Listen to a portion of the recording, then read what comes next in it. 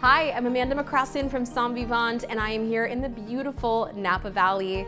I have lived in this place for almost 8 years now, and there's so much to do, but I have some really great tips and tricks for you to highlight your experience in the valley and make it super special. One of the things I always love for people to do is take a moment, make sure that you set the stage, go visit somewhere like Oakville Grocery, get a bite, and take a look at the land. Head right next door to that wine museum. You can taste tons of different wines. There's also a lot of other things to do besides just wine tasting. This is the birthplace of some of the world's greatest restaurants and finest chefs around the country. So this place really has a lot of things to offer besides just the wine tasting, and I highly recommend partaking in as much of it as you possibly can.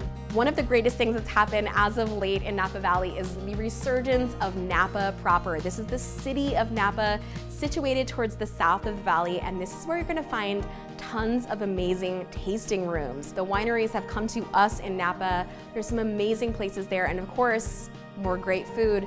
Napa Valley really is one of the most special places on the planet, and we really look forward to welcoming you here soon. Cheers.